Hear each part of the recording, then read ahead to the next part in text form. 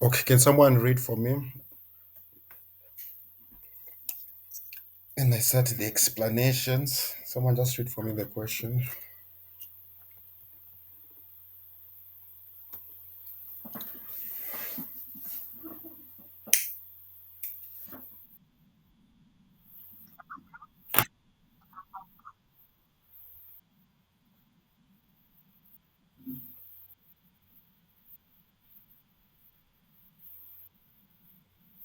Okay, before that, so that we get the context of the question, since the recording has started, so let's just get the context of the question, then we'll come to that part.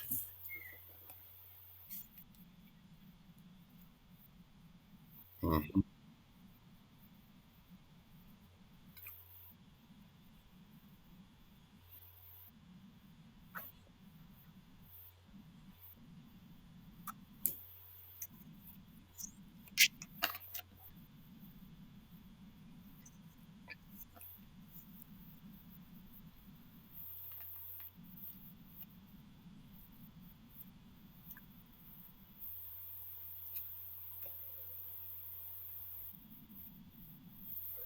Okay,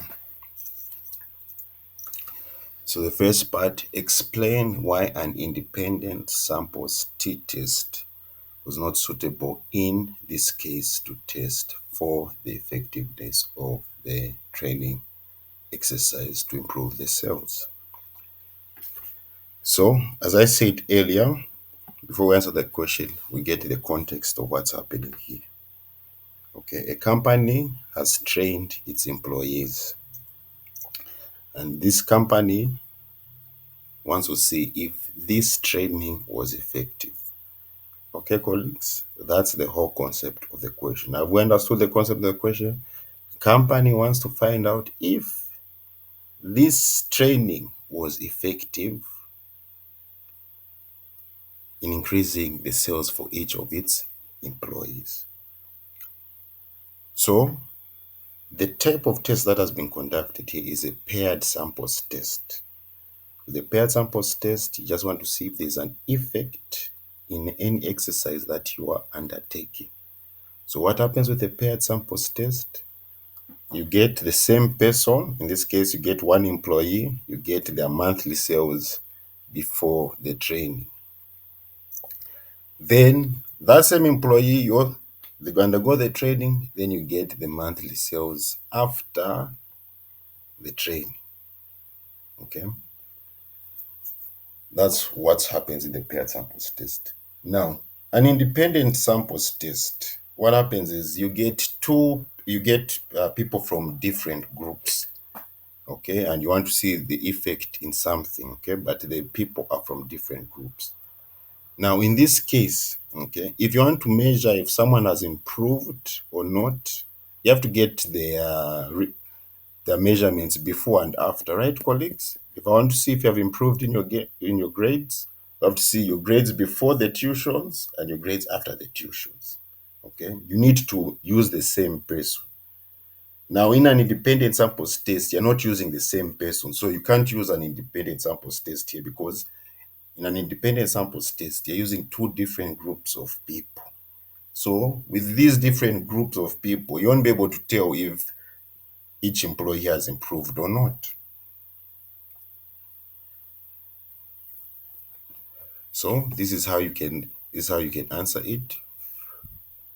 An independent samples test compares two completely separate groups.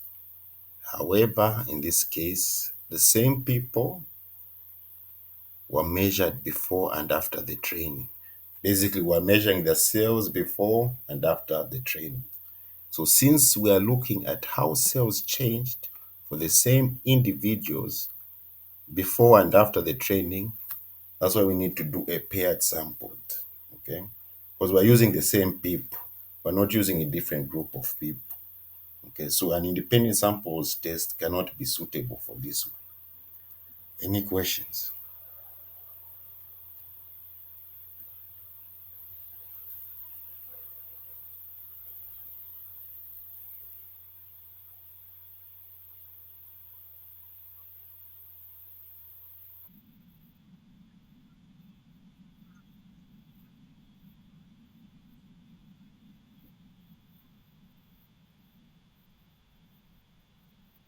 No. Looking at this table right here, this table is just giving us the results of the test. Okay. So the before and after values, we don't have them. Is that what your question was? If the values we're getting the ones on the left and the right? No, we're not. Okay, no, we're not getting that. This information is the results of the test. Okay. Yes. So an independent samples test cannot be used because we're using the same people here. We want to see if they've improved or they haven't improved. So you need to use the same person. You can't use a person from one group and a person from another group to measure if something is effective, like a training like this.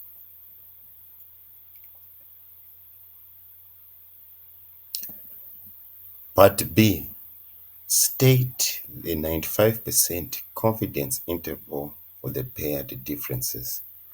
This, as I said, this information is here on top. Okay, 95% confidence interval. You've got your lower limit and you've got your upper limit. All right, so your confidence interval, you just write it like this here in the brackets. Okay, that's how you put your answer here. Your lower limit on the left hand side, the upper limit on the right hand side. And basically, what this 95% confident interval is telling us that we are 95% confident the true difference in the cells before, after, and training is between these values. So the true difference in cells should be found between these two values.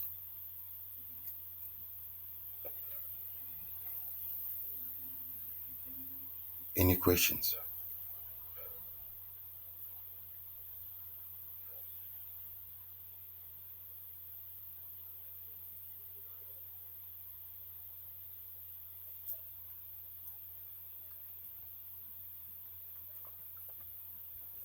Does, part C, does the confidence interval suggest a significant difference in average cells before and after the training? So, colleagues, you have to look for if there is a zero in any interval that you're given. Okay, zero, what a zero means, it means there is no effect. Okay, so if there's a zero in any of your confidence intervals, then it means in your test, there's no actual true difference. Okay, there's no effect of your test, basically. Okay, so this confidence interval is between negative 16.21 and negative 1.53. Is there a zero in this interval?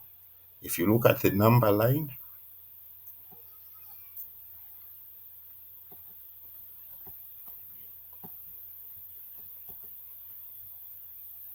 zero is here,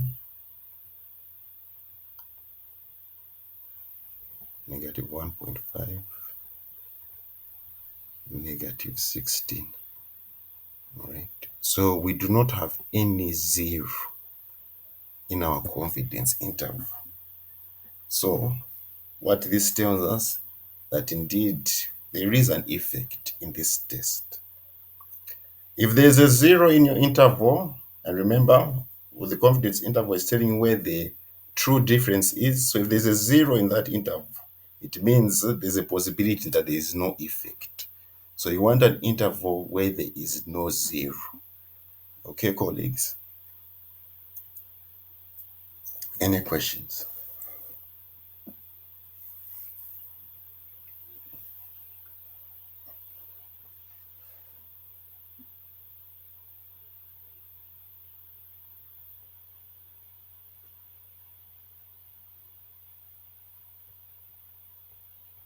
So this is what you say. Of course, the confidence interval suggests a significant difference. All right. Because entire range of values is below zero, negative. And since zero is not included in the interval, it suggests a real effect. Okay. If there's a zero, just remember this. If there's a zero in any interval that you get, just know there's a possibility there is no effect in whatever exercise you're conducting. Okay. So if you be if you in your final year projects, if you be conducting such a test, okay, on Excel, because this is done on Excel, and you see on your confidence interval, maybe it's going from negative to positive, then you know there is a zero in your confidence interval, and that there's no significance difference in your test. Or if it's going from positive to negative, if there's a zero in that interval, then you just say, no, this test is not effective. I might need to redo it. Any questions?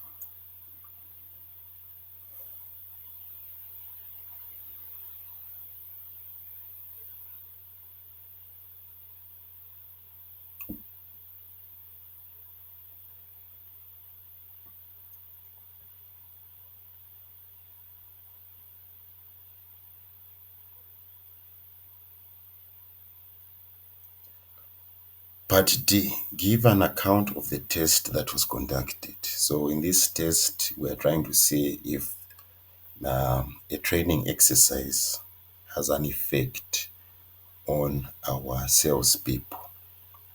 And what we're doing is we are measuring their sales before the training, and then we measure the sales after the training. Okay. Then we conducted a paired samples test. Okay, that's what is happening in here. I'll repeat.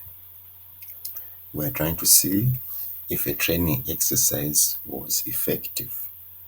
So we're getting the monthly sales for salespeople before the training, and then we get the monthly sales of our salespeople after the training. And then we do this paired samples test to see if this training was effective, basically. Okay, and the training is effective either if the sales of the salespeople increases. Okay, if the sales of the salespeople decreases, then it means the training wasn't effective.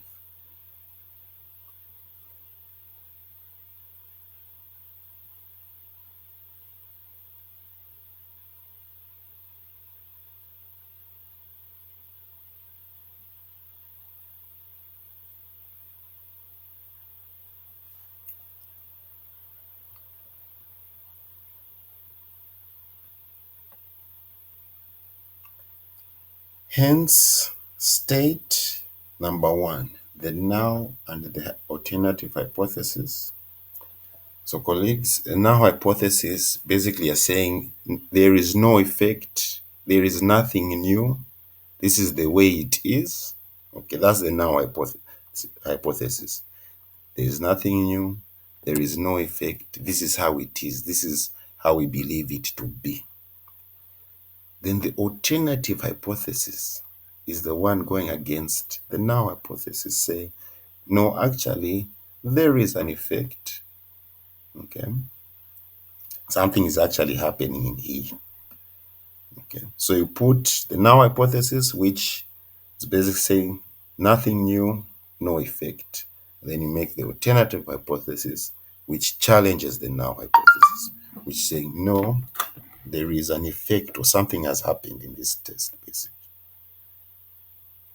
Colleagues, are you able to see my screen? Someone's saying they're not able to see my screen. Are we all able to see my screen? Okay, if you're not able, just try to log in or log out.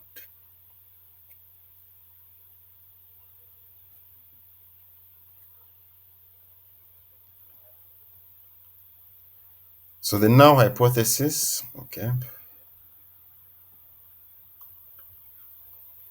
mathematically, you write it like this, H0,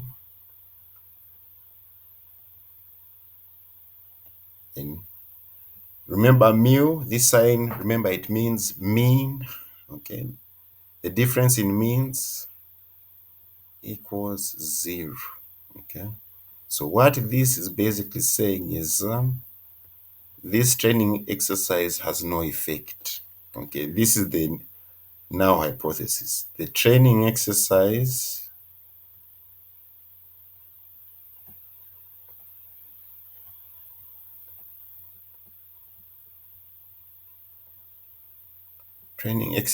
has no effect.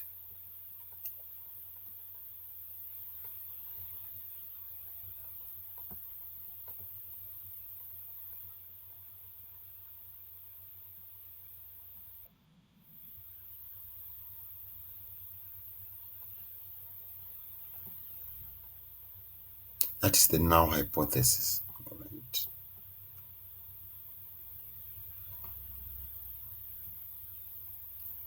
And then the alternative hypothesis, write it as HA. Okay, colleagues, remember hypothesis is more like a claim, okay?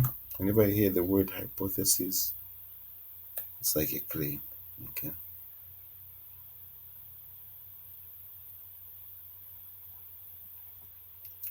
This is the alternative hypothesis, all right? Mu, the difference in means, which is with this U looking thing and D, the difference in means is not equal to 0, meaning the training exercise has an effect. Okay, meaning it's either increased sales or it has lowered sales. That's why we've put not equal to 0, meaning it can be lower, the effect can be lower, or the effect can be high. Okay, so the training exercise has an effect. Any questions before we proceed further?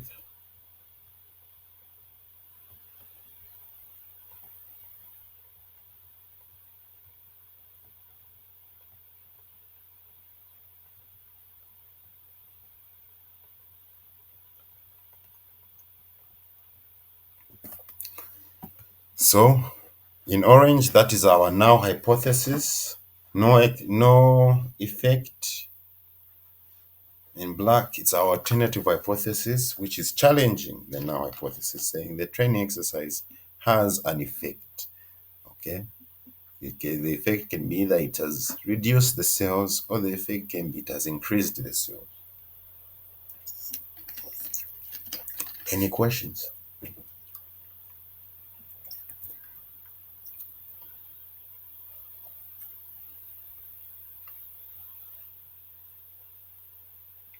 Okay.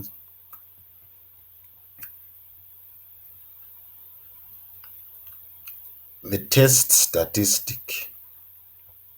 Okay, here this value here, T negative 2.861. Okay, that is the test statistic. You can use the test statistic to see if, to come to your conclusion, to see if the training exercise has an effect or if it doesn't. Okay, with the test statistic, remember you need to get your critical value, where you use your degree of freedom, confidence level. You go to your T table, see your critical value, compare it with the test statistic. All right. That's what we use the test statistic for. It just helps us to come with a conclusion of our test. So here it is negative 2.861. They haven't told us to do anything with it. They just told us list it.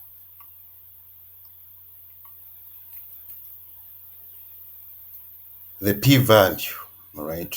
To make life easy, just think of the p-value as the evidence against the null hypothesis.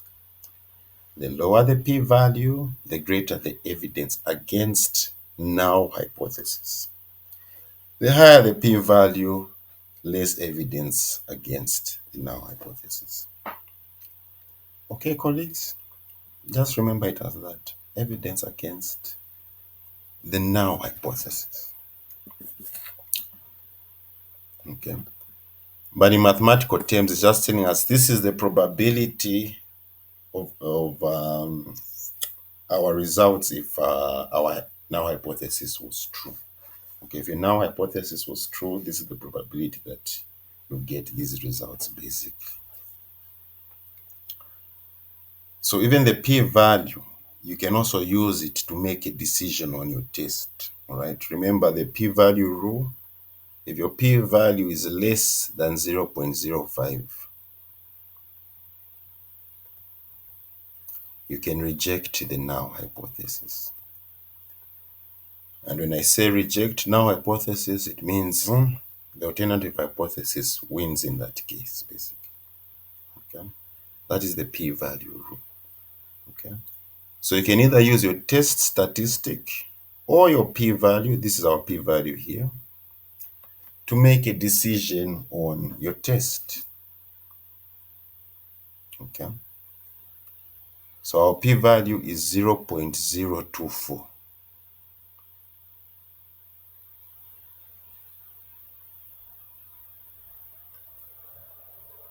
Part 4 is where you have to make your decision. And you can either use the test statistic or you can use the p-value to make your decision. Okay, so to make life easy, well, let's just compare our p-value here. 0.024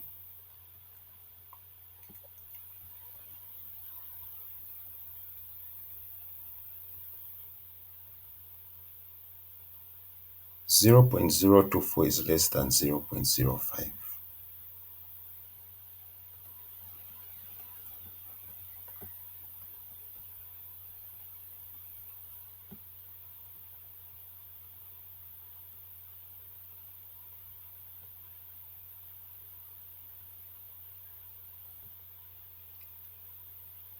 So since our p-value is less than 0.005, it means our alternative hypothesis, this one here, is true. Okay, so you will say since the p-value, this is how you write your decision, right? You say since the p-value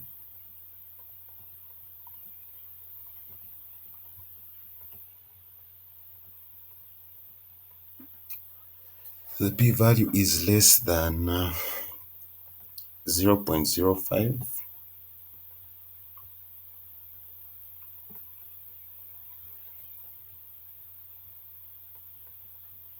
we have sufficient evidence to reject the null hypothesis.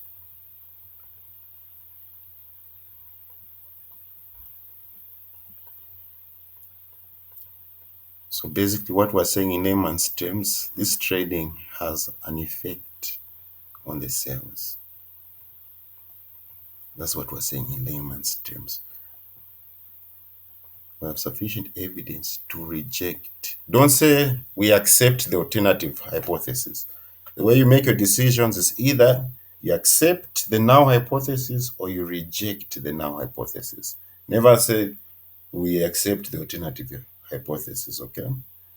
So here in this case, we have sufficient evidence to reject a null hypothesis, which is saying there is no effect in the trend.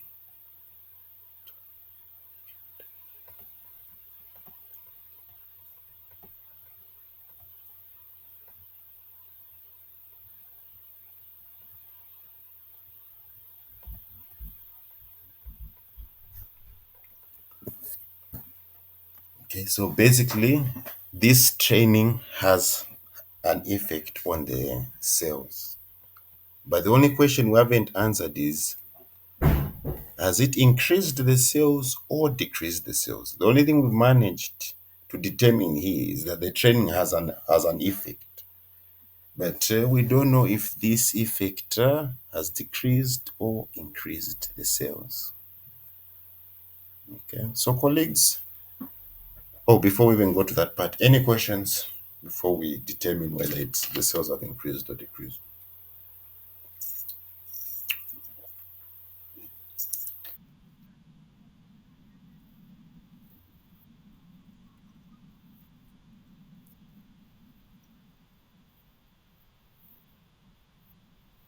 You say accept, accept. Yes, yes, yes.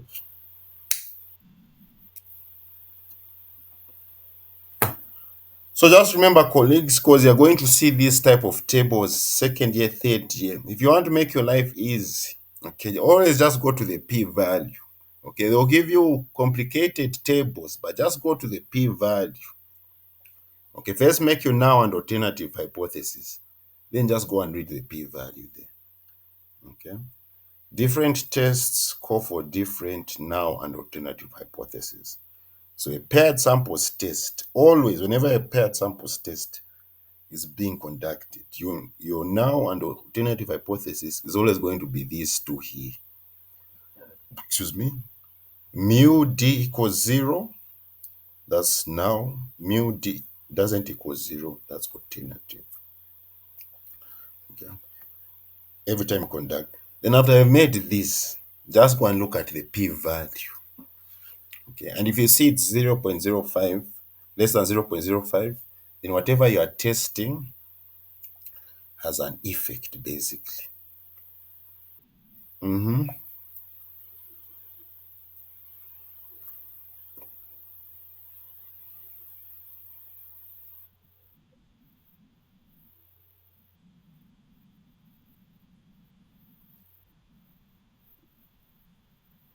Here use here where it says sig. Other tables they'll show you p value, whatever. Other tables, if you just see this significance, okay, significant, sig, that's where you find your p value. Wait, even in colleagues, remember in question one, we were using p values to see the relationship between thing GDP and those variables, and even to test the overall thing, strength of that equation. If you remember from question one, we used p values. And if you remember from question three and this seven and this question seven are the same. Remember in question three, we're just trying to find a confidence interval. Okay. But also that one is like a paired samples test because it was sales before an advertisement and sales after an advertisement, right? And remember how we did it? We got the mean of the sales before the advertisement, and you get the mean of the sales after the advertisement. And then you subtract before minus after. So here, as you can see, this mean here, okay, they got the mean sales before the training exercise, and they got the mean sales after the training exercise. Okay. So if you do before minus after and you get a positive value, is that an increase or a decrease?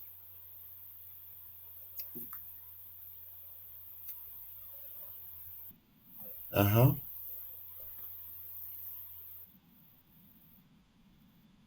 Mm-mm.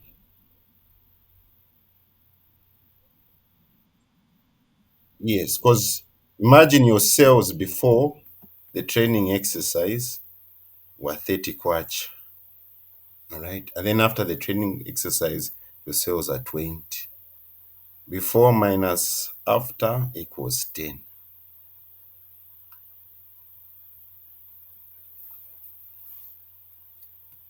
So you can see there's a decrease here. Yes. So here, just from this, you will know that, okay, the sales decreased on average by 8, by 9. I don't know if it's units or kwacha here. On average, the sales decreased by 9. So in this case here, this test here, after this training exercise, the sales decreased. So that was the effect. That's the effect which this hypothesis test has shown. The effect is a decrease in sales.